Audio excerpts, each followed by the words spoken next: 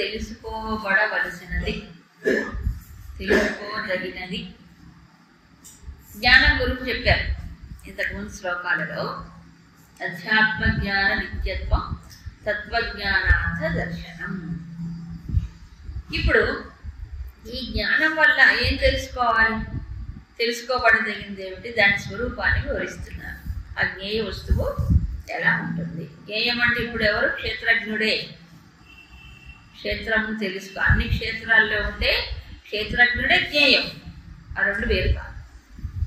బహిరంతశ్చ భూతానాం అచరం చరం దూరస్థం చ అంతికే.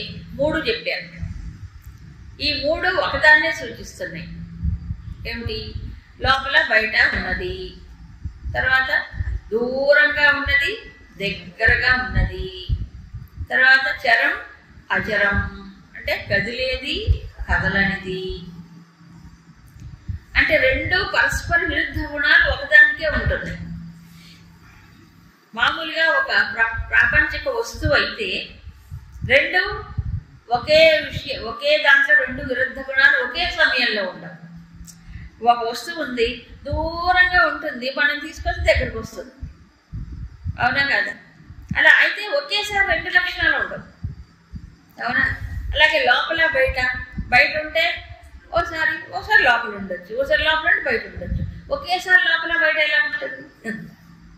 అలాగే అచరం చరం కదిలేది కదలనిది. అవునా కదా?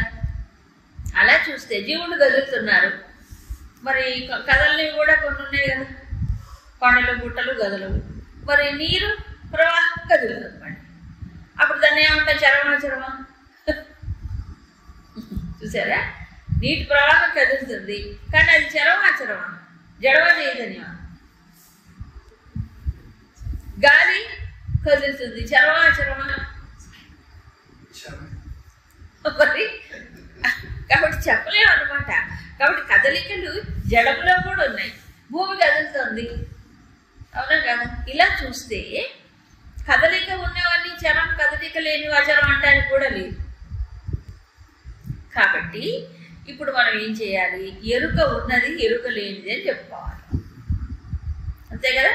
ఎరుక ఉన్నవన్నీ చరం అంటే ప్రాణులు, ఎరుక లేనిది అచరము. అంతే కదా? ఇప్పుడు రెండో తనలే అంటాడు భగవంతుడు. అందులో తేడాలే అంటే జడ చైతన్యముల రూపంలో ఉన్నది తానే. కాబట్టి ఒకే పరమాత్మ ఇన్ని రూపాలుగా ఉన్నాడు. మరి కదిలేది కదలిది ఎలా అవుతాడు? ఏం లేదు. మనం రైల్లో కూర్చున్నామండి, కూర్చుంటాం, బెంచ్ దొరికితే హాయి పడుకొని పోతాం. ఎంత దూరం అయినా పోవచ్చు. అవునా కాదా? రాత్రి ట్రైన్ ఎక్కితే పొద్దున్న 7-8 గంటలు వెళ్ళిపోతాం ఎక్కడికైనా, దగ్గర దూరం అయినా సరే. అప్పుడు ఎక్కడికి వెళ్ళామండి? హైదరాబాద్ వెళ్ళాం. ఎలా వెళ్ళాం? పడుకొని పోయామండి. హాయిగా బెర్త్లో పడుకొని హైదరాబాద్ వెళ్ళిపోతారండి. మంచం మీద కాదు, మరి వెళ్ళకు ట్రైన్లో. అవునా? మేమేం కదలలేదు. మరి కదిలింది ఏమిటి? రైలు కదులుతూ ఉంది కాబట్టి కదిలే రైల్లో పడుకుంటే మనం కూడా కదులుతాం. అంతే తేడా. అలాగే ఇవన్నీ రైళ్ళు, ఈ బండ్లు, ఇవన్నీ బండ్లే. అవునా? ఇవన్నీ కదులుతూ ఉంటాయి బండ్లు, ఉపాధులు. ఈ ఉపాధుల్లోంచి పరమాత్మ చూసినప్పుడు ఎలా ఉంటాడు? కదిలినట్టుగానే కనిపిస్తుంది చైతన్యం కూడా. అందుకని చరం అచరం. అలాగే లోపల బయట అది కూడా జీవుడి దృష్టిలోనే. ఉపాధుల్లో నుంచి చూసినప్పుడు లోపల ఉన్నాడంట, ఉపాధులకి చూసినప్పుడు బయట ఉన్నాడు. చరం అంతః బహిః. అలాగే దూరం దగ్గర దేన్ని బట్టి? జీవుడు ఉపాధిని పెట్టే. ఏమన్నా తిరుపతి అంటే మాకు చాలా పక్కనండి, ఎన్నిసార్లు ఏమో పోయిస్తాను. అది ఎక్కడో శ్రీకాకుళంలో ఉన్న వాడికి చాలా దూరం అంటే. అవునా కదా? దేన్ని బట్టి? వాళ్ళు ఉన్న ప్రదేశాన్ని బట్టి దూరం దగ్గర. ఇప్పుడు భగవంతుడు ఎక్కడున్నట్ట? దూరంగానే ఉన్నాడు, దగ్గరగానే ఉన్నాడు. అంటే ఏమిటి అర్థం? అంతటా ఉన్నాడు. దూరము దగ్గర మనిషిని బట్టే. సరే, సర్వ వ్యాపకం చెప్పి అయితే అంతటా ఉన్న ఎందుకు గోచరం కాబట్టి సూక్ష్మత్వాత్ ఎక్స్ప్లెయిన్ చేశారు. అత్యంత సుసూక్ష్మం భగవతత్వము కాబట్టి అవిజ్ఞేయం, తెలియబడట్లేదు. కానీ జ్ఞేయ వస్తువే. అది జ్ఞేయం కానీ ఇప్పుడు సూక్ష్మంగా ఉండటం చేత అవిజ్ఞేయం. మీరే చెప్తున్నారు కదండి అవిజ్ఞేయం అని, ఎలా తెలుసుకోలేదు మేము కదా. అవిజ్ఞేయం అని చెప్తా అంటే తెలియబడదు సూక్ష్మమైన కారణం చేత అన్నారు. మరి ఎలా తెలుసుకోవాలి? ఏమిలే, ఉపాధుల తాదాత్మ్యం ఉన్నంత వరకు తెలియబడదు అంతే కదా. ఉపాధులన్నీ స్థూలమే కదా, ఒకటి స్థూలం ఒకటి సూక్ష్మం అంతే. ఇది అత్యంత సూక్ష్మం. అత్యంత సూక్ష్మం కాబట్టి ఈ ఉపాధుల ద్వారా తెలుసుకోవడం కష్టం అని చెప్తున్నారు. ఏది మనసు కానీ బుద్ధి కానీ ఇంద్రియములు కానీ ఇవన్నీ ఏమవుతున్నాయి? ఇవి ఉపాధులే. కాబట్టి ఉపాధులు కొంతవరకే చూపిస్తాయి. ఏవైనా అంతా వ్యాపించిన సూక్ష్మతాన్ని చూపించలేవు. అందుకని అవి ఏమన్నారు. తర్వాత ఇంకో విషయం, ఇప్పుడు సూక్ష్మత్వం కాబట్టి అత్యంత సూక్ష్మం అంతా వ్యాపించి ఉన్నది. అంతా వ్యాపించి ఉన్నది అంటే ప్రాణులేమో అక్కడక్కడ ఉంటారు, అవునా, మధ్యలో ఖాళీ ఉంటుంది. కాబట్టి ఏమనుకుంటారు ఇప్పుడు? సో ప్రాణుల్లోనే ఉన్నాడు అనుకుంటే ఏమవుతుంది? విభజింపబడ్డట్టుగా కనిపిస్తుంది. కానీ నిజానికి ఎవరు? సర్వము తానే వ్యాపించి ఉన్నాడు. కాబట్టి అవిభక్తం, విభజన లైన్లో లేవు. జీవుడిని బట్టి విభజింపబడ్డట్టుగా కనిపిస్తుంది. అంతే. ఇక్కడ జీవుడు ఉపాధుల్లో చూసినప్పుడు ఇగో ఇక్కడ ఉన్నాడు, ఇక్కడ ఉన్నాడు, అక్కడక్కడ కనిపిస్తుంది. కానీ నిజానికి సర్వవ్యాపకుడు కాబట్టి ఏమిటి? భూత భర్తృకు, సర్వప్రాణులను భరిస్తాడు. భూత భర్త, ఇంతకుముందు గతిర్భర్త అని వచ్చింది. భర్త అంటే ఎవరు? అన్నిటినీ భరించేవాడు. అలాగే భూత భర్తృడు, ఈ సర్వప్రాణులను ఆయనే నిలుపుతున్నాడు, ఆధారంగా ఉన్నాడు. అంతేకాదు గ్రసిష్ణువు ప్రభవిష్ణువు, మింగేస్తాడు. ప్రాణులన్నీ ఆయనలోనే లీనమవుతున్నారు, మళ్ళీ ఆయనలో నుంచి బయటకు వస్తున్నారు. గ్రసిష్ణువు ప్రభవిష్ణువు. తర్వాత ఇది ఒక ఆస్పెక్ట్. ఇక ఇంకోటి ఏంటంటే వెలుగు, ప్రకాశం. ఆయన ప్రకాశ స్వరూపం. ఎలాంటి ప్రకాశము? జ్యోతిషామపి తజ్యోతి. ఎందుకన్నారు అక్కడ? వెలుగులకు వెలుగు అంటే మనకు వెలుగునిచ్చేవి 5 సోర్సెస్ ఉన్నాయి. 5 ప్రపంచంలో ఏమిటి? అవి సూర్యుడు, చంద్రుడు, నక్షత్రాలు, అగ్ని, విద్యుత్తు. ఈ 5ంటికి కూడా ఆయన వల్లనే ప్రకాశం వస్తుంది. ఆయన ప్రకాశం వల్లనే ఇవన్నీ వెలుగుతున్నాయి. ఇది ఉపనిషత్తుల్లో చెప్పినటువంటి విషయమే. సో వాటికి స్వయంగా ప్రకాశకత్వం లేదు ఆ వెలుగులన్నిటికీ. కాబట్టి వెలుగులకు వెలుగు అన్నారు. సో ఇప్పుడు దేన్ని తెలుసుకోవాలి? వెలుగులకు వెలుగును తెలుసుకోవాలి. వెలుగులకు వెలుగు తెలుసుకోవాలంటే బుద్ధిలో వెలుగు తానే, ఇంద్రియముల్లో వెలుగు తానే, అవునా? అన్నింటిలో ఆ బాహ్యంగా ఉండేవాడికి వెలుగుకు ఆధారము తానే. వెలుగులకు వెలుగై ఉన్నప్పుడు ఎలా తెలుసుకుంటాడు? వెలిగింపబడే ఉపాధులతో తెలుసుకోలేడు. ఇంతకుముందు ఆత్మబోధులు చెప్పారు శంకర్లు. జడై తై నా అవభాస్యది, జడమైన ఉపాధుల చేత తెలియబడదు ఆత్మ. ఎందుకు? ఉపాధులను ప్రకాశింపజేసేది చైతన్యం, శుద్ధ చైతన్యం. ఉపాధులను ప్రకాశవంతం చేస్తుంది. ఆ ప్రకాశవంతం చేసే వెలుగుని ఉపాధులు ఎలా తెలుసుకుంటాయి? తెలుసుకోగలవా? లేదు. ఇప్పుడు ఇక్కడ ఒక మంచి బల్బు వెలుగుతుంది, మంచి వెలుగు వస్తుంది. ఆ వెలుగులో ఇవన్నీ మనకు కనిపిస్తుంది. ఏది? పుస్తకము, బల్ల, ఇవన్నీ రూపాలన్నీ కనిపిస్తుంది. ఇది ఏదైనా ఒక్క వస్తువు ఆ వెలుగుని వెలిగిస్తుందా? లేదుగా. ఇది వెలిగింపబడేది, అది వెలిగేది. వెలిగింపబడే వస్తువు వెలిగేదాన్ని వెలిగిస్తుందా? అట్లాగే కదా. కానీ వెలుగునిచ్చేదాన్ని తెలుసుకోవాలి. కాబట్టి ఏం కావాలి? ఇప్పుడు జ్ఞానం కావాలి. ఆ జ్ఞానం చెప్పారు ఇందాక, ఆధ్యాత్మిక జ్ఞానం, ఇవన్నీ ఆ లక్షణాలన్నీ చెప్పారు. ఇప్పుడు మరొక విషయం చెప్తారు. జ్ఞానం, జ్ఞేయం, జ్ఞానగమ్యం. సో జ్ఞేయం అని ఒక్క మాటలో చెప్పట్లేదు, చివరిలో జ్ఞానమదే, జ్ఞేయమదే, జ్ఞానగమ్యము తానే. ఎక్కడుంది జ్ఞానగమ్యం? జ్ఞానగమ్యం ఎంత దూరం? వాళ్ళు గమ్యం అనగానే వెంటనే ఎంతో దూరం అనిపిస్తుంది. గమ్యం అనగానే ఎంత దూరం ఉందో కాదు, హృది సర్వస్య విష్టితం, ఎంతో దూరంలో లేదు, హృదయంలోనే. ఓకే, హృదయంలో ఉన్నదాన్ని మరి జ్ఞానగమ్యం ఉన్నారు. అవును, జ్ఞానము చేతనే తెలియబడుతుంది, అజ్ఞానంతో తెలియబడుతుంది. అంతేనా? జ్ఞానముతో తెలియబడేది కాబట్టి జ్ఞానగమ్యం ఉన్నారు, అంతే తప్ప ఎంత దూరంలో ఉందని కాదు అక్కడ. ఎందుకంటే ప్రతి జీవుడికి జ్ఞానం ఉందా లేదా? జ్ఞానం లేకపోతే జీవుడు ఎట్లా అవుతాడు? ఉంటుంది. అయితే ఈ ఉపాధుల యొక్క పరిమితులు ఆ జ్ఞానాన్ని మూసేస్తున్నాయి. ఎట్లా? సంస్కారాలు సత్వరజస్తమో గుణాలు ఉన్నాయి కదా ఇందులో. సో తమస్సు రజస్సు ప్రపోర్షన్ బట్టి ఏమవుతుంది? వెలుగు తగ్గిపోతూ ఉంటుంది, డిమ్ము డిమ్ము అయిపోతుంది. అంతే కదా. అంతేకాదు ఈ మనస్సు బుద్ధి యొక్క గుణాలని బట్టి, ప్రేరణని బట్టి ఆ జ్ఞానం ఏముంది, అది కూడా మారిపోతూ ఉంటుంది. అవునా? దేన్ని బట్టి? ఉపాధుల్ని బట్టి మారిపోతుంది. కానీ ఇక్కడ ఈ జ్ఞేయ వస్తువు ఏదైతే ఉందో అది ఎక్కడ? జ్ఞానం చేసి తెలియబడేది ఎక్కడుంది? హృదయంలో. హృదయం అంటే ఏంటి? మళ్ళీ ఇంతకుముందు చెప్పారు చాలాసార్లు హృదయం అనే మాట వచ్చింది. ఆధ్యాత్మిక హృదయం. బుద్ధితో తెలుసుకోవాలి,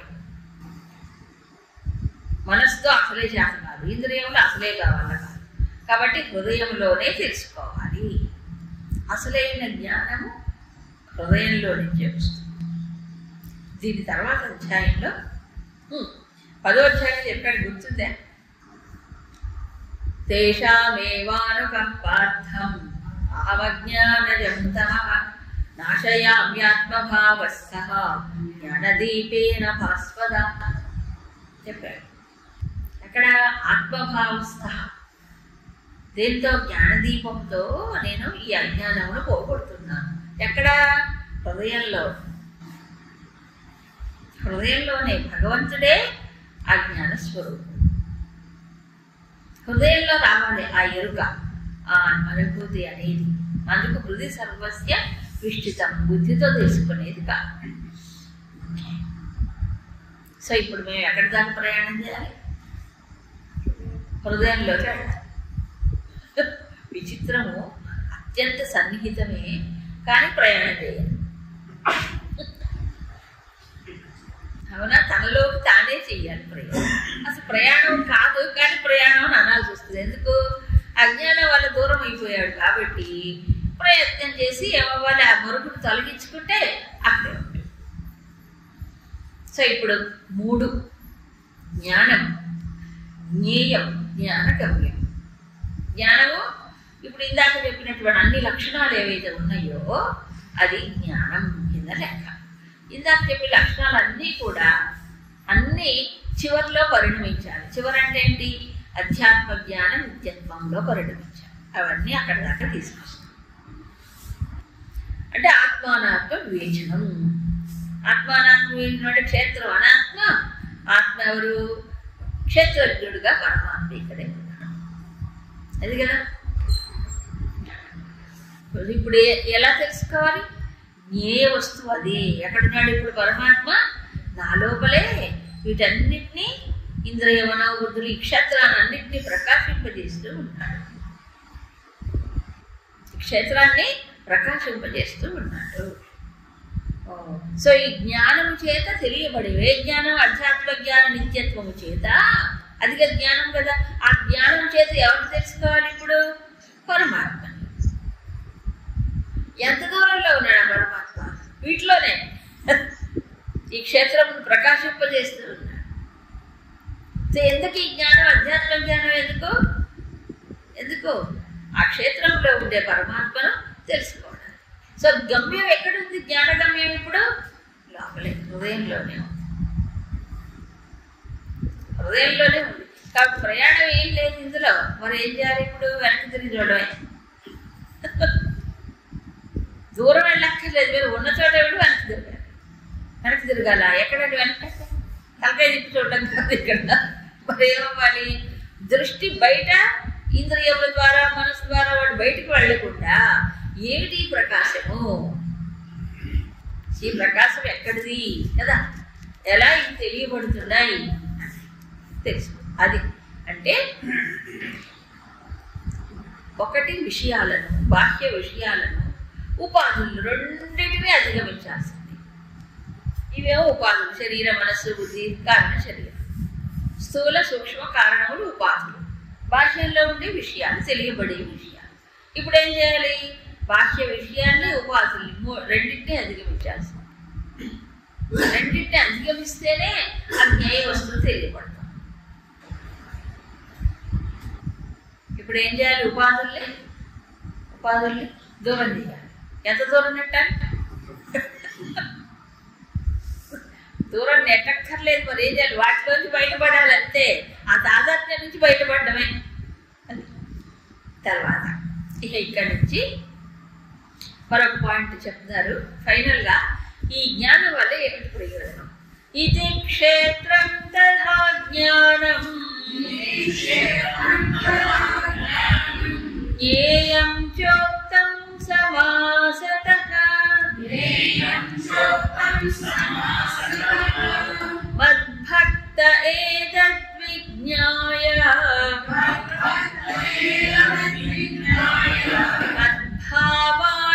మద్భావాయోపపద్యతే.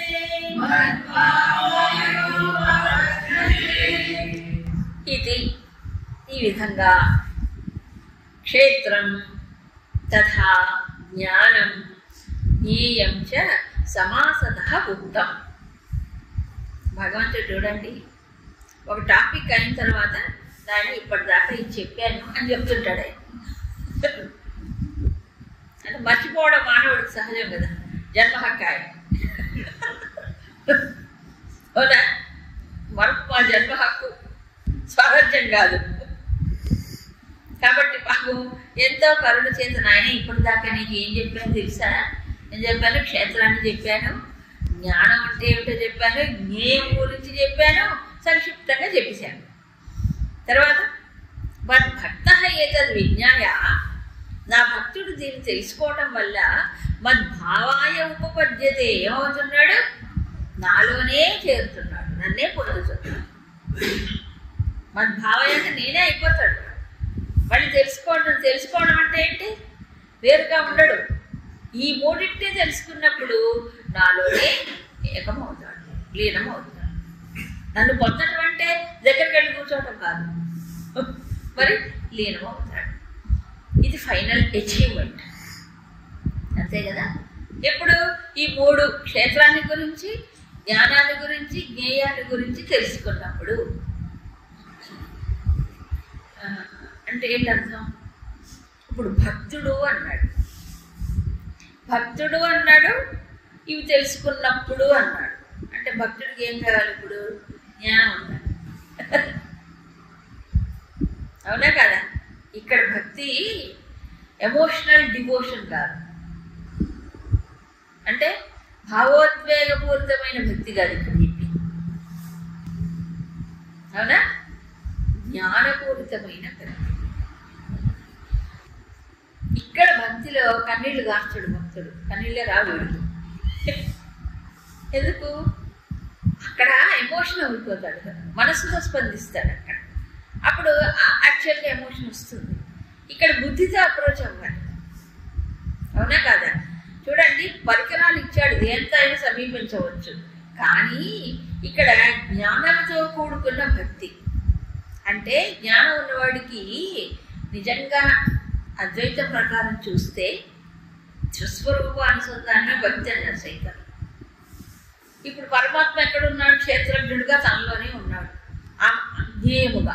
ఆయన జ్ఞేయం, అంతే కదా. ఇప్పుడు ఆ జ్ఞేయం తనలోనే ఉంది పరమాత్మ అని తెలుసుకున్నవాడు. అవునా? తర్వాత జ్ఞానం అంటే ఏంటి? అదే ఆత్మానాత్మ వివేకము ద్వారా అనాత్మను ఏమిటి తాదాత్మ్యం వదిలి పరమాత్మతో తాదాత్మ్యం చెందడం. ఇదే నా లక్ష్యమని తత్వజ్ఞానార్థ దర్శనం లక్ష్యంగా ఉంచుకోవడం. అవునా కదా? ఇది భక్తి. ఇక్కడ భక్తి ఇది. అవునా కదా? మనకి 12వ అధ్యాయంలో చెప్పారు భక్తి లక్షణాలు చెప్పారా? చెప్పారు కదా. వాటన్ని అన్నిటికి పర్యవసానం ఇది. అది సగుణోపాసన. ఇక్కడికి వచ్చేటప్పటికి నిర్గుణోపాసన. అందుకు అక్కడ కూడా ఏం చెప్పాడు గుర్తుందా? ఏ త్వక్షరమ నిర్దేశ్యం అవ్యక్తం పర్యుపాసతే ప్రగమచింత్యంచ కూటస్థమచలం ధ్రువం సన్నియం ఏ క్రియగ్రామం సర్వత్ర సమబుద్ధయః ప్రాప్నువంతి మామేవ సమబుద్ధయః అన్నారు అక్కడ. సరేలే, సర్వత్ర సమబుద్ధయః. నిజమే, బుద్ధి సమంగా ఉండాలి. ఇక్కడ ఎమోషన్స్కి తావే లేదు. సమబుద్ధి అంటే ఏంటి? ఇక్కడ సమబుద్ధి అంటే సమంగా ఉన్న తత్వాన్ని చూసేటువంటి బుద్ధి. అదే అదే తత్వజ్ఞానార్థ దర్శనం. తత్వజ్ఞానమును దృష్టిలో పెట్టుకోవడం. ఏంటి తన దృష్టి? మోక్షమే. కాబట్టి ఆ అధ్యాత్మ జ్ఞాన నిత్యత్వమే సమబుద్ధి ఇక్కడ నిజానికి ఆలోచిస్తే. ఎందుకని? క్షేత్రం నుంచి వేరే చూస్తున్నాడు. క్షేత్రం ఇది అని స్పష్టంగా ఎప్పుడు స్ఫురణ ఉన్నప్పుడు క్షేత్రం నుంచి వేరవుతాడు. లేకపోతే ఏమవుతుంది? క్షేత్రంతో చేయగలగడమే సరిపోతుంది.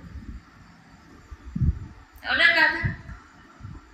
ఎందుకు క్షేత్రాన్ని గురించి చెప్పాడు అంటే, దీంట్లో కూరుకున్నంతసేపు మానవుడు ఏమన్నా అపరాప్రకృతిలోనే ఉండిపోతున్నాడు.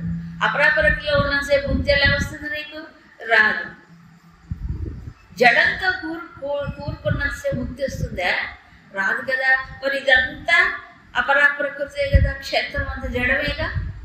మరి జడం గురించి ఎందుకు చెప్పాడు భగవంతుడు? దాంట్లో కూరుకుపోయాం కాబట్టి వేరుగమ్మని చెప్పాడు. ఆ తాదాత్మ్యం వల్లనే అన్ని కలుగుతున్నాయి కాబట్టి. ఇది క్షేత్రం అని గుర్తుండాలి. లేకపోతే మాటి మాటి క్షేత్రంలో పడిపోతున్నాడు కూర్చొని. అవునా కదా?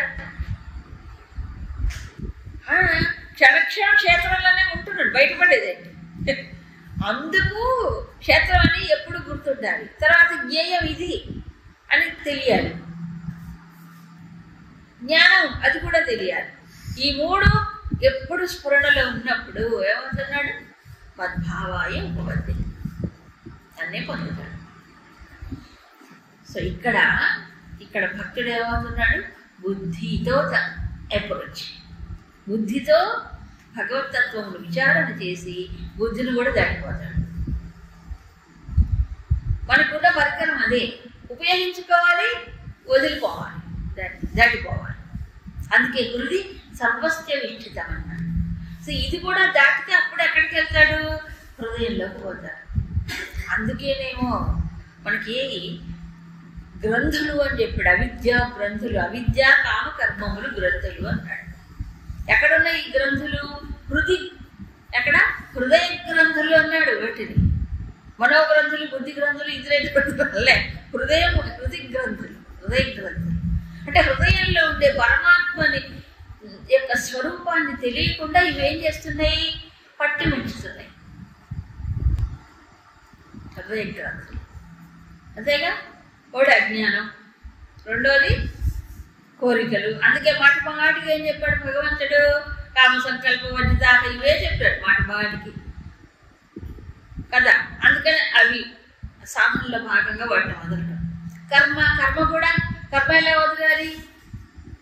కర్మయోగం, కర్మ సన్యాస యోగం కదా. జ్ఞానాగ్ని దగ్ధ కర్మాణం తమాం పండితం ముదా. జ్ఞానాగ్ని ద్వారానే కర్మల్ని వదలాలి. అవిద్యని సరిగైన జ్ఞానం ద్వారా. అంతేనా? కాబట్టి ఈ గ్రంథులు ఎలా పోతాయి? కోసి అన్నమాచార్య కీర్తనలో అంటారు, నా గురుడు అంటే కోసి ఏం కోసాడు? అవిద్య ఈ జ్ఞానం అనే ఖడ్గము చేత. ఎవరు వాళ్ళే కోసుకోవాలి. అవునా? గురుడు జ్ఞానం ఇస్తాడు అంతే. ఆ జ్ఞానంతో ఎవరు ముళ్ళు వాళ్ళే తెంచుకోవాలి. ముళ్ళు వేసుకుంది మనమే, ఎవరు ముళ్ళు వాళ్ళే తెంచుకోవాలి. పీఠము దేని చేత అంటే సాధన చేత. సో కర్మ అనే గ్రంథి నిష్కామ కర్మయోగం, కర్మ సన్యాసం ద్వారా, అంతే కదా. తర్వాత అజ్ఞానమును సక్రమమైన జ్ఞానం ద్వారా, విచారణ ద్వారా, అలాగే కామ కోరిక ఇది కూడా అంతే జ్ఞానం ద్వారానే. పట్టుబడకుండా నెమ్మదిగా ప్రాపంచిక విషయ చింతన వదులు నెమ్మది తగ్గించుకుంటున్నప్పుడు అయిపోతుంది. సో అప్పుడు మద్భావాయ ఉపపద్ధతి చెప్పండి. ఈ అర్జునుడు అడిగినటువంటి 3వ ప్రశ్న ప్రకృతి పురుషుడు దాని గురించి చెప్తాను. ప్రకృతిం పురుషం చైవ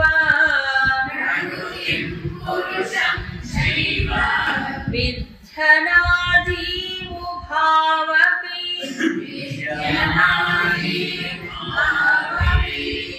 వికారాంశ్చ గుణాంశ్చైవ విద్ధి ప్రకృతి సంభవాన్.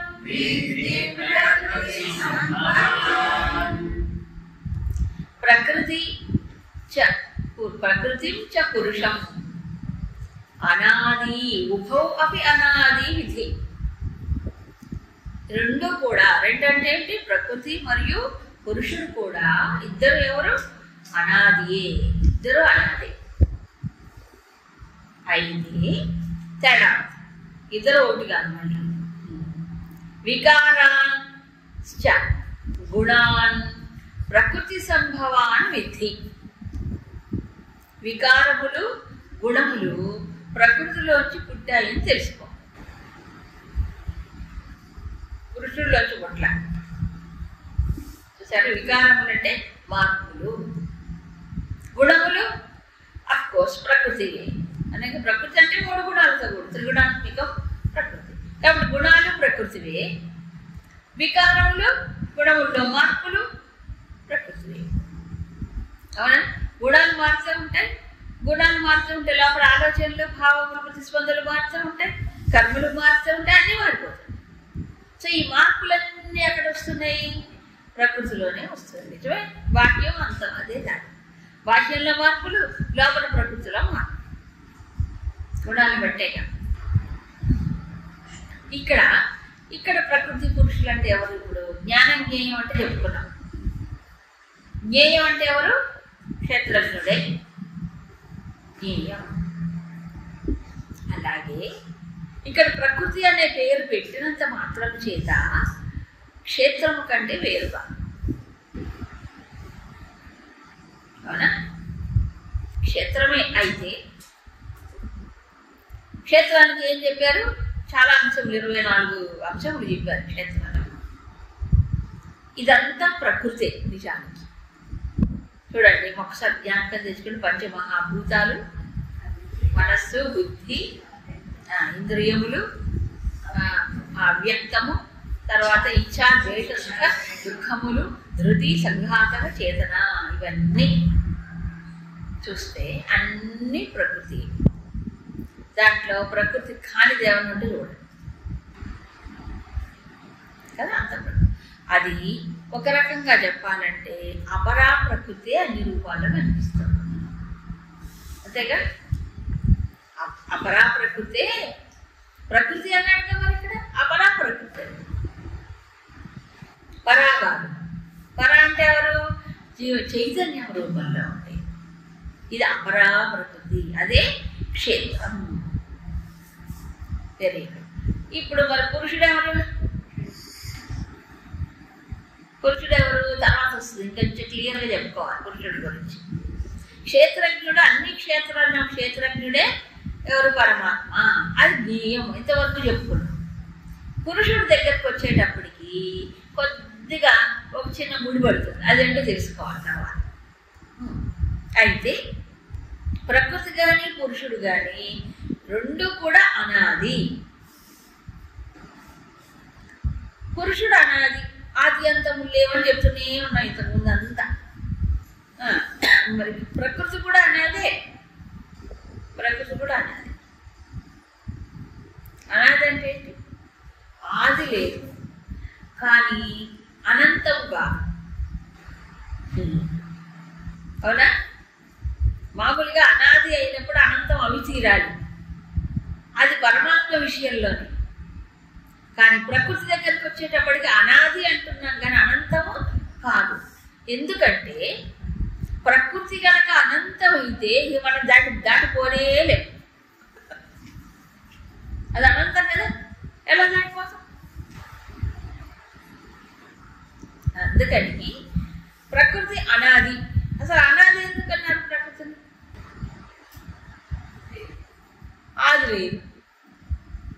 లేదు అని అంటామా? అది ఎప్పుడు బిగినైందో తెలియదని. అది ఎప్పుడుందో తెలియదు. ఇప్పుడు ప్రకృతి అని అంటే అవిద్య నుంచి మొదలైంది. అవునా? అవిద్య, అస్మిత ఇక్కడి నుంచి. ఎందుకంటే కారణ శరీరం కూడా దీంట్లో భాగమే. అవ్యక్తం కారణ శరీరం. కారణ శరీరానికి మరో పేరు అవిద్య. అవునా కాదు? అవిద్య. అవిద్యను నిర్వచించేటప్పుడు శంకరులు, మీరు ఆత్మబోధ చేస్తే అవిద్యను నిర్వచించినప్పుడు ఏమన్నారు? అనాది అనిర్వాచ్యం అన్నారు. అనాది అనిర్వాచ్యం అన్నారు. అంటే నిర్వచించలేము. అది అనాది, ఎప్పుడుతో తెలియదు. అవునే కదా? అంటే అజ్ఞానము ఎప్పటి నుంచి వచ్చిందండి మీకు? అజ్ఞానం ఎప్పటి నుంచి వచ్చిందంటే ఏం చెప్తారు సమాధానం? అజ్ఞానం ఎప్పటి నుంచి వచ్చింది ఎవరికి తెలుస్తుంది? జ్ఞానం వస్తే అజ్ఞానం పోతుంది అంత మటుకే. అజ్ఞానం పుట్టుకుని ఎవడైనా ఎంక్వైరీ చేస్తాడా? అజ్ఞానం పుట్టుకని చేయలేడు, సాధ్యము కాదు. అందుకు దాన్ని అనాది. ఇప్పుడు చీకటి ఎప్పటి నుంచి మొదలైంది? చీకటి అంటే ఏంటి అసలు? వెలుగు లేకపోవడమే చీకటి, అనా కదా? అదేదో పెద్ద ఉన్న వస్తువు కాదు. ఉన్న వస్తువు అయితే ఎప్పటి నుంచి అనుకో లేదు. వెలుగు లేకపోవడమే చీకటి. కాబట్టి అది ఎప్పటి నుంచి బిగినైంది అని అడగటం కంటే వెలుగు వస్తే అది పోతుంది అంతే. అలాగే అజ్ఞానం ఎప్పటి నుంచి వచ్చింది, ఎప్పటి నుంచి వస్తుంది అనే విచారణ లేదు అసలు. దాన్ని ఎవడు విచారణ చేయడు. అజ్ఞానం గురించి విచారణ చేయక్కర్లేదు, జ్ఞానం గురించి విచారణ చేయాలి. అవునా? అందుకు అది అనాది అని ఒప్పుకున్న దేవుడి దయ వల్ల అది అనంతం అయితే కాదు. ఏది? కాబట్టి పురుషతత్వాన్ని తెలుసుకున్న మరుక్షణం అది అయిపోతుంది, అది అర్థమైపోతుంది దాంతో. అవునా కాదు? ప్రకృతి బంధించదు. మామేవే ప్రపద్యంతే మాయామేతాం తరంతిదే. ఇప్పుడుగా 7వ అధ్యాయం. సో ఇప్పుడు రెండు అనాది. అప్పుడు 7వ అధ్యాయంలో ఒక విషయం చెప్పాడు, గుర్తుందా? పరా అపరా ప్రకృతులు రెండు కలిస్తే ఈ ప్రపంచం అంతా వచ్చింది. అవునా? ఏమని చెప్పండి? ఏతద్యోనీని భూతాని సర్వాణి ద్యుపధాయ. ఈ రెండు కలిసినప్పుడు, ఈ రెండు పరా అపరా ప్రకృతుల కలయికే ఈ మొత్తం ప్రపంచానికి ఆధారం. ప్రాణులందరూ అట్లోంచే వస్తున్నారు. కాబట్టి అహం కృత్స్య జగత ప్రభావ ప్రళయ. ఈ మొత్తం జగత్తుకి పుట్టుక లయము రెండు నేనే, నా నుంచే వస్తుంది. నేనంటే ఎవరు? ఇప్పుడు పరా అపరా రెండు తానే. ఎవరు? భగవంతుడే. పరాతానే అపరాతానే. ఇప్పుడు తెలియగలవాడు ప్రశ్న వేస్తాడు, రెండు తానే అయితే ప్రాబ్లం ఏంటంటే అసలు అంటే అయినే కదా ప్రాబ్లము ఏమిటి? రెండు భగవంతుడు అయినప్పుడు పరా ప్రకృతి అపరా. నేను అపరా పట్టుకుంటే ఏమైనా పట్టుకోగలదన్నా? ఇప్పుడు ఎట్లా ఉంటుందంటే ఇది లీస్ట్ అది బెస్ట్ అన్నాడండి. ఉదాహరణకి నేను లీస్టే పట్టుకుంటే నువ్వు కూడా లీస్ట్ అయిపోతావు. నువ్వు బెస్ట్ పట్టుకుంటే నువ్వు బెస్ట్గా తయారవుతావు. అంతే తేడా. అవునా కదా? దాని గురుదేవులో మంచి ఉదాహరణ చెప్పేవారు. ఈ పరా అపరా రెండు భగవంతుడే. కానీ మన అప్రోచ్ ఎక్కడ ఉండాలి? పరాన్ని పట్టుకోవాలి, అపరా నుంచి దూరం అవ్వాలి. ఉన్నది అపరాలోనే. ఇప్పుడు అపరా అంటే ఏంటి? ఇదే క్షేత్రంలో ఉన్నాడు, దీన్ని ఆల్రెడీ పట్టుకొని ఉన్నాడు కాబట్టి ఇరుక్కుపోతున్నాడు, బంధానికి గురి అవుతున్నాడు. అవునా కదా? కాబట్టి నువ్వు బెస్ట్ పట్టుకుంటావు, లీస్ట్ పట్టుకుంటావు, నీ ఇష్టం. మారేదాన్ని పట్టుకుంటావు, మారేదాన్ని పట్టుకుంటే నీ ఇష్టం. అంతే కదా? ఒక మంచి డిస్ట్రిక్ట్ ఆఫీసర్ ఉన్నారు, కలెక్టర్ లేకపోతే ఇంకెవరో ఉన్నారు అనుకోండి. ఇంత పెద్ద జిల్లాకు ఆయన అధికారి. ఆ జిల్లాకి పవర్స్ ఆయన చేతిలో ఉంటాయి. ఆయన ఆఫీస్కి వెళ్ళి అలా కూర్చుంటే అన్ని కోట అన్ని చేస్తుంటాడు, పర్యటన ఆ స్టేచర్ వే. ఎంత కలెక్టర్ అయినా మనిషేగా, మనిషే కదా. మనిషి అన్నప్పుడు ఈ ఇల్లు సంసారం భార్య బిడ్డలు అందరూ ఉంటారు కదా. సో అదే కలెక్టర్ ఇంటికి వస్తే ఎలా ఉంటాడు? టిప్ టాప్గా ఉంటాడా? ఇంట్లో కూడా అని పెత్తనం అంతా అక్కడ ఇంటికి వస్తే మళ్ళీ ఏడు పెత్తనమే. ఆయన ఇంటికి వస్తే ఏడు పెత్తనమే, ఆయన అలా కూర్చోరు, అంతే కదా. ఇప్పుడు అంత పెద్ద జిల్లాకి అధికారి ఇంటికి వస్తే ఏమవుతాడు? పిల్లే, అక్కడ పులి ఇక్కడ పిల్లి, తప్పదు. అవునా కదా. ఇక్కడ ఎవరు? గృహేశ్వరి, అవునా. కాబట్టి ఇక్కడ ఇది, కాబట్టి తేడా. అయితే అదే మనిషి ఇక్కడికి వచ్చేటప్పుడు మామూలు గృహస్థుడు లాగానే ఉంటాడు, అవునా. అలా ఏముండవు, బట్ రోజులే ఇక్కడ వెళ్ళి కొడుతు పలికారు ఉంటారు. ఇంకా పిల్లలు పుట్టి మనవడు, చిన్న పిల్లడు మనవడు ఉన్నాడు అనుకోండి, ఒకవేళ మనవాడితో ఆడుకుంటాడు చక్కగా, అవును. అక్కడ కలెక్టర్షిప్ పక్కన పోతుంది కదా, పోతుంది. ఇంటికి వచ్చి మామూలుగా ఆడుకొని పని వేసుకొని కట్టుకొని మామూలుగానే ఉంటాడు. అట్లా ఉంటేనే మంచిది. అయితే అలా ఇప్పుడు అలాగే మహాభారం అండి, అది మహాభారం. అది ఇంటికి వచ్చి రిలాక్స్ అయిపోవాలి. సో ఇప్పుడు ఈ మనిషి as a member of a family ఒక, అప్పుడు మిగతా వాళ్ళతో ఎలా ఉంటాడు? మామూలుగానే ఉంటాడు వ్యక్తిగానే. అక్కడికి వెళ్ళేటప్పటికి ఒక పెద్ద దానికి ఒక బాధ్యత వహిస్తాడు. సో ఆఫీసులో పర, ఇక్కడికి వచ్చేది అపర, అవునా కాదు. మనకేమైనా పని పడితే మన అపరాధతో కలుస్తావా పరాతో కలుస్తావా చెప్పండి. మనకి ఆఫీస్కే వెళ్ళాలి, అక్కడ ఆపోజిషన్లో ఉన్నప్పుడు ఏమి అవసరం అక్కడికి వెళ్ళి ఆ ఫైల్ సబ్మిట్ చేసి, అవునే కదా, అక్కడ అవన్నీ జరిగిపోతాయి. అంతేగాని మనవాడితో ఆడుకుంటే మీరు ఇక్కడికి వచ్చి ఇంట్లోకి వచ్చి చేయడానికి లేదు, అవునా కదా. అదే విధంగా అవునా భగవంతుడు ఇప్పుడు పరా అపరాలు రెండు ఒకటి, ఏది పట్టుకుంటే ఆల్రెడీ పట్టుకొని ఇరుక్కుపోయావు అపరాన్ని పట్టుకొని, ఇప్పుడు ఏం చేయాలి? పరా, అవునా. అదే జ్ఞేయం, అది సమీపించి. ఇప్పుడు ఏమన్నాడు? ఆల్రెడీ జీవుడు ఏం చేస్తున్నాడు? ప్రకృతిని పట్టుకున్నాడు. ఏ ప్రకృతి? ఇప్పుడు అపరాన్ని పట్టుకున్నాడు. ఈ అపరా ప్రకృతి ఇక్కడ వికారములకు గుణాలకు కారణం కాబట్టి, అవునా. ఇప్పుడు ఏం చేయాలి? జీవుడు తెలుసుకున్న తర్వాత ఏం చేయాలి? అప్పుడు దీనికి వేరుగా పురుషుడు ఎవరైతే ఉన్నారో ఆ పురుషుడిని చూడాలి. ఎందుకు దీన్ని చూడకూడదు? దీన్ని వదిలేయాలి, దీన్ని దూరం అవ్వాలి. ఎందుకంటే పరమాత్మ దీన్ని దూరంగా ఉండి దీన్ని కమెంట్ చేస్తున్నాడు, అవునా. పరమాత్మ ఎక్కడున్నాడు? క్షేత్రంలోనే ఉన్నాడు. క్షేత్రాన్ని తెలుసుకుంటూ దాన్ని వేరుగా ఉన్నాడు. మరి జీవుడు ఏమైపోతున్నాడు? ఇప్పుడు తెలుసుకుంటూ కాదు, అదే అయిపోతున్నాడు. ఏది? క్షేత్రమే తాను అయిపోతున్నాడు. అది తేడా.